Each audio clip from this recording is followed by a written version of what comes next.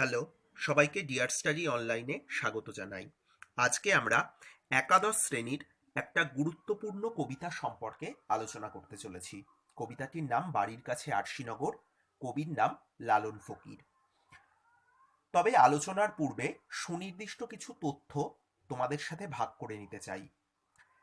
কবিতা হিসাবে এটি আমাদের পাঠ্যপুস্তকে অন্তর্ভুক্ত থাকলেও আদতে কিন্তু এটি একটি গান। লালন ফকির তথা লালন সাহজির মৌখিক ছন্দবদ্ধতায় উচ্চারিত একটি গান হল বাড়ির কাছে আরশিনগর। ইনি কিন্তু কোনো প্রথিতযশা কবি নন, ইনি একজন বাউল সাধক, যিনি মৌখিক গানগুলিকে রচনা করতেন শুধুমাত্র মুখের ভাষায় ও তার ছন্দবদ্ধতাকে সঙ্গে করে। পরবর্তী ক্ষেত্রে সংকলকেরা এই গানগুলিকে একত্র করে লালন গীতি কবিতা নামক সংকলক গ্রন্থ প্রকাশ করেন। লালন গীতি কবিতা নামক সংকলক গ্রন্থ, সেখান থেকেই এই গানটিকে আমাদের এখানে কবিতা আকারে ছেপে দেওয়া হয়েছে বা কবিতা আকারে আমাদের এই পাঠ্যপুস্তকের ভেতরে অন্তর্ভুক্ত করা হয়েছে। সুতরাং যখন আমরা কোনো প্রশ্নের উত্তর লিখব, সেক্ষেত্রে কিন্তু আমাদের সংসদ প্রণীত যে কবিতা সেই হিসাবেই উল্লেখ করতে হবে। কিন্তু জেনে রাখা ভালো যে আদতে এটি কিন্তু একটি গান। গান আর কবিতার মধ্যে খুব গভীর একটি সংযোগ আছে। গানের ভেতরে একটা ছন্দবদ্ধতা এবং সবথেকে গুরুত্বপূর্ণ একটা সুরের সংযোজন থাকে। শুধুমাত্র ছন্দবদ্ধতাটুকুকে গ্রহণ করে সুরের সংযোজনাকে বাদ দিলেই কিন্তু সেটি একটি কবিতায় রূপান্তরিত হয়। অর্থাৎ অন্যভাবে বলতে গেলে বা উল্টে বলতে গেলে, কবিতাতেই সুরের সংযোজন করলে সেটি কিন্তু গান হিসাবে রচিত হয়। সুরকাররা যেটি করেন, প্রত্যেকটি গান রচনার ক্ষেত্রে কিন্তু একটি বিখ্যাত বা গুরুত্বপূর্ণ ভালো কবিতা। এই সম্পর্কে বলে এবার আমরা কবির সম্পর্কে যে কথাগুলি এখানে বলা আছে আমাদের পাঠ্যপুস্তকের মধ্যে, সেটির বিশ্লেষণে আসছি। এর সাথে সাথেই কিন্তু কবিতার মূল ভাব তথা মূল কনসেপ্ট সম্পর্কে আমাদের একটা সুনির্দিষ্ট ধারণা তৈরি হবে। তাহলে সেক্ষেত্রে আমরা যে মূল লালন ফকির সম্পর্কে যে বক্তব্যটি এখানে দেয়া আছে সেটি তোমাদের সামনে উপস্থাপন করছি এবং তার ব্যাখ্যা করার চেষ্টা করছি। লালন ফকির, মতান্তরে যাকে লালন শাহ বা লালন সাই, লালন শাহজি ইত্যাদি একাধিক নামে বলা হয় বা লালন নামেও ডাকা হয়, তিনি জন্মেছেন 1774 সালে এবং সুদীর্ঘ একটি জীবনের অধিকারী ছিলেন লালন ফকির। তার মৃত্যু হয় 1890 সালে। দেখতে পাচ্ছি 100 বছরেরও বেশি কিন্তু তিনি জীবন ধারণ করেছিলেন।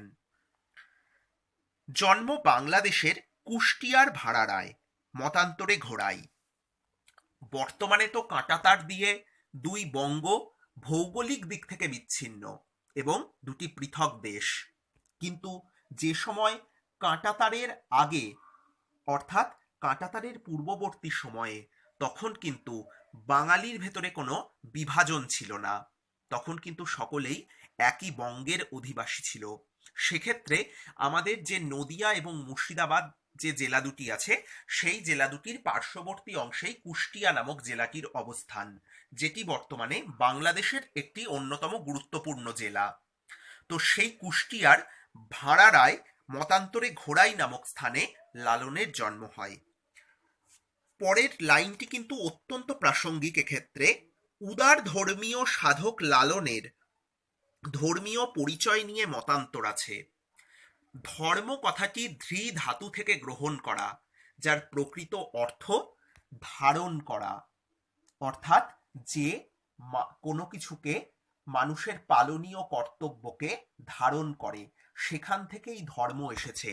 মানবতার স্বার্থে প্রত্যেকটি ধর্মের অবস্থান, কিন্তু শুধুমাত্র ধর্মের জন্য মানবতা নয়।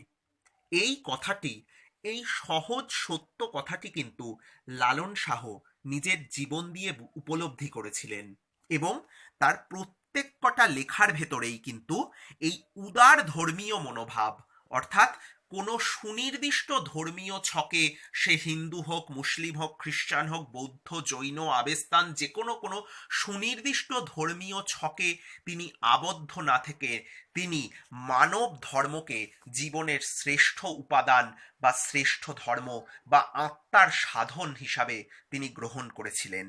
এর ভেতরেই কিন্তু কবিতার মূল সুরটি নিহিত আছে। পরের লাইনটাই দেখো, একই বক্তব্যকে সমর্থন করছে।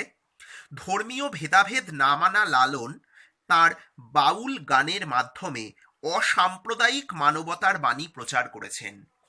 সহজ সত্য হলো এটাই, আমরা প্রত্যেকেই একা জন্মেছি এবং একাই মরণের দ্বারে আমাদের যেতে হবে। এই গোষ্ঠীবদ্ধতা, এই সমাজবদ্ধতা আমাদের জীবনের যাপনের ক্ষেত্রে প্রয়োজনীয়। সে কারণেই ধর্ম আমাদেরকে এক গোষ্ঠীভুক্ত করে, কিন্তু ধর্মের জন্যেই জীবন নয়।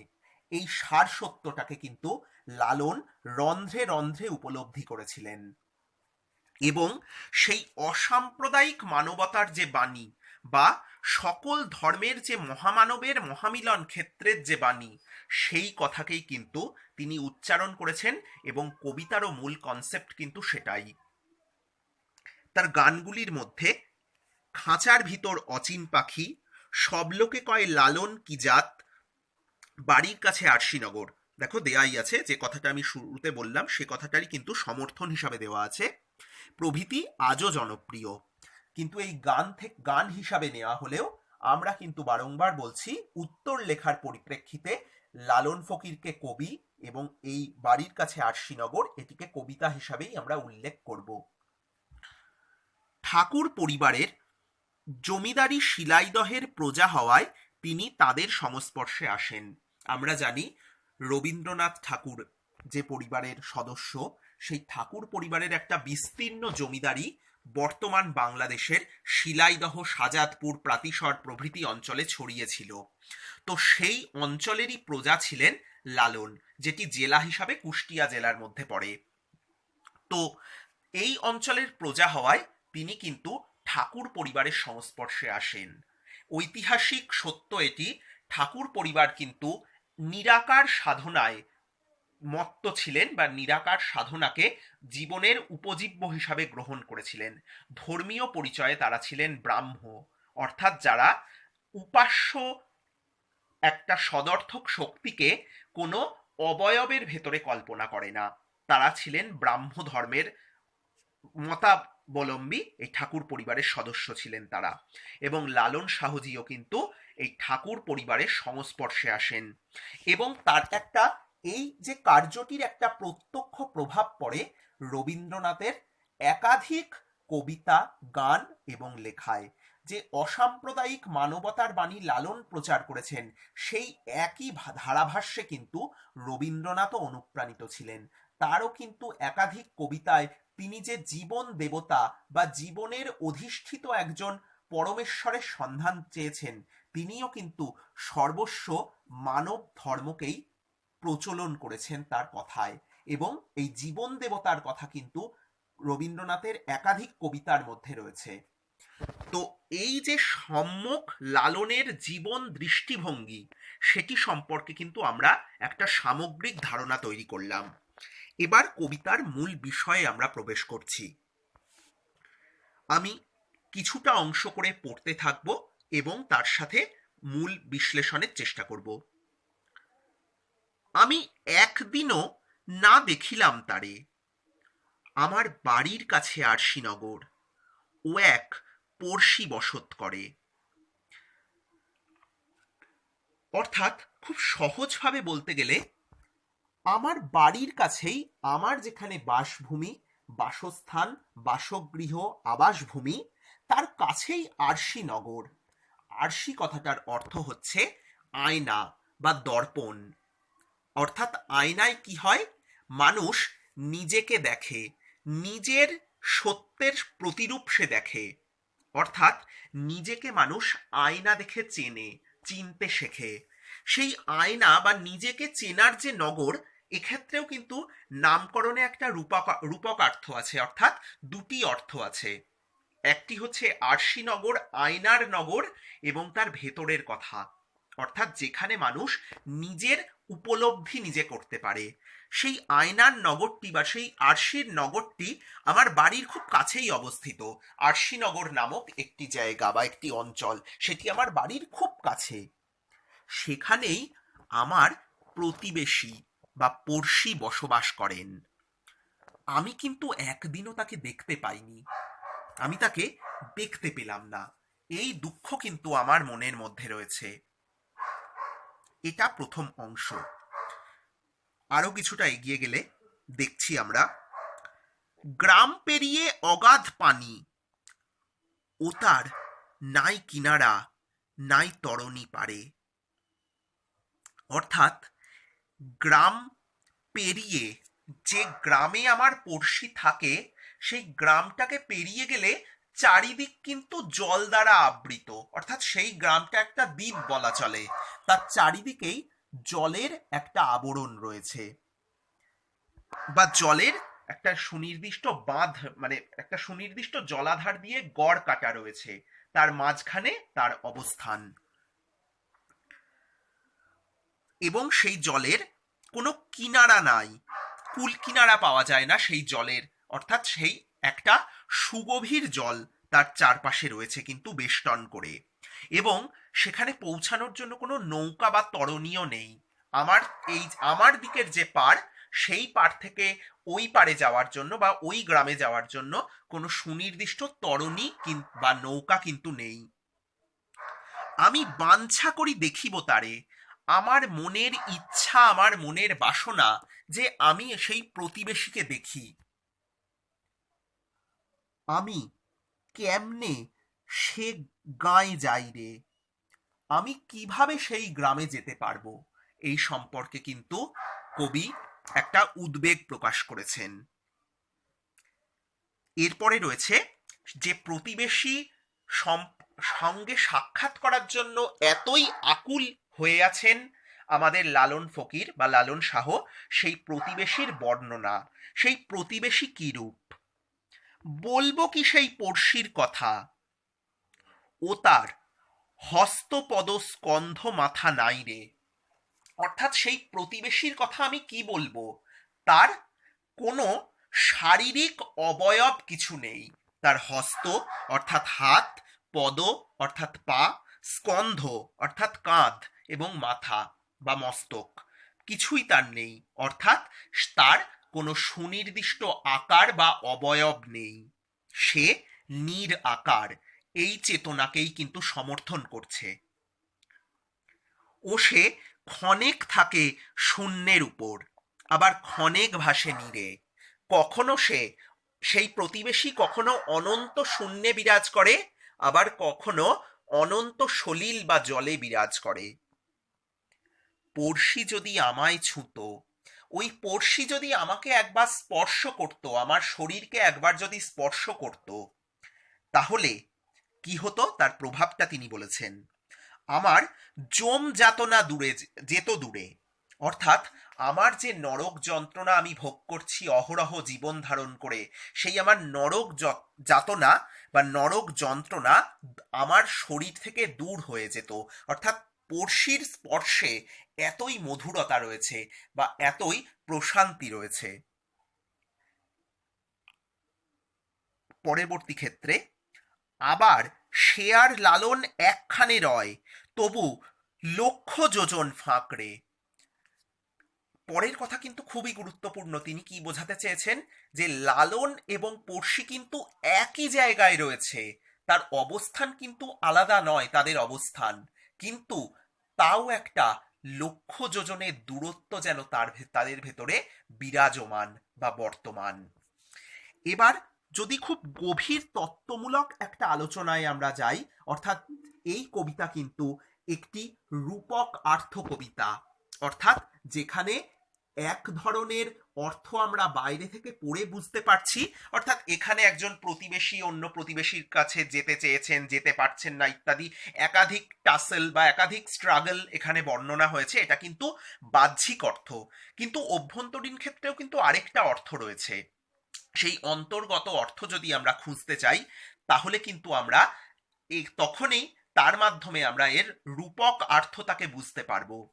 অভ্যন্তরীণ অর্থে আমরা কি দেখতে পাচ্ছি, যে পড়শি অর্থাৎ লালন শাহের যে মনের মানুষ, লালন শাহের যে অন্তস্থ আত্মার সন্ধান লালন শাহ করছেন, সেই অন্তস্থ আত্মা তথা মনের মানুষ সে কিন্তু লালনের দেহের পড়শি।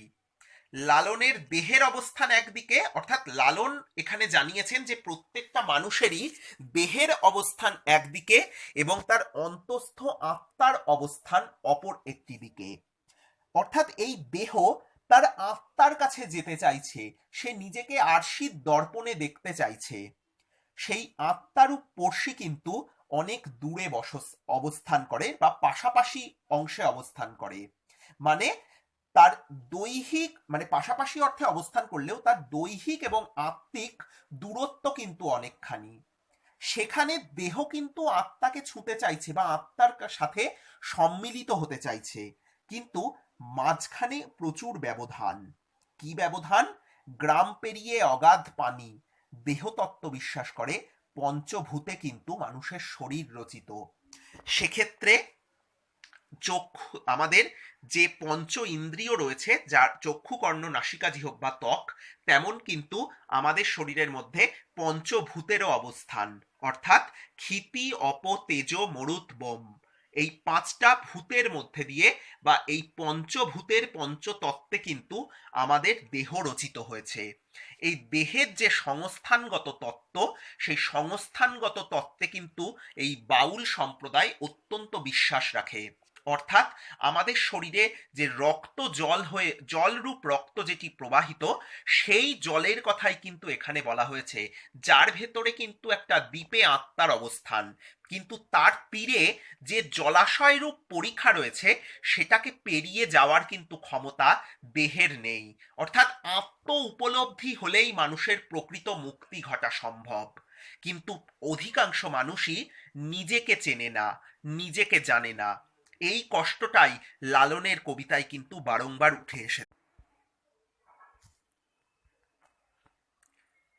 কিন্তু আত্মার সাথে দৈহিক সম্মিলনের জন্য ধার্য যে তরণী বা নৌকা, সেটিকে কিন্তু লালন খুঁজে পাচ্ছেন না, অর্থাৎ মূল পথটাকে তিনি খুঁজে পাচ্ছেন না ওই পড়শি তথা আত্মার কাছে যাওয়ার জন্য। এই বাসনা, আত্মার সাথে মিলিত হওয়ার বাসনা কিন্তু তার মনের ভেতরে যথেষ্ট পরিমাণে জাজল্যমান তথা বিদ্যমান।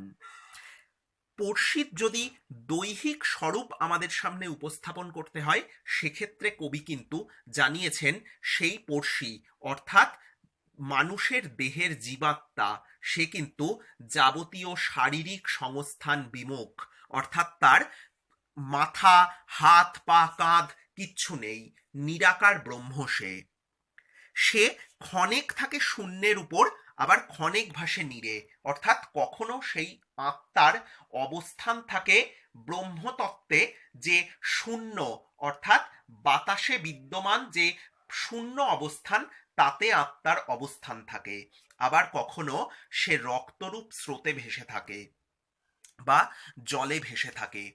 লালনের অত্যন্ত ইচ্ছা, দেহ যেহেতু আত্মার সাথে সম্মিলন হতে অপারগ বা অক্ষম, আত্মা যদি নিজে এসে দেহকে ছুঁতো বা আত্মা যদি দেহকে স্পর্শ করত, তাহলে কিন্তু দেহ যাবতীয় শারীরিক ভোগ, সুখ, দুঃখ, যাতনা সকল কিছুকে পেরিয়ে আত্মিক স্তরে উপলব্ধি করতে পারত। অর্থাৎ এখানেই কিন্তু আমরা দেহ সুখ থেকে অনেকটা উচ্চ স্তরে বা উচ্চ মার্গে যাত্রা করতে পারতাম।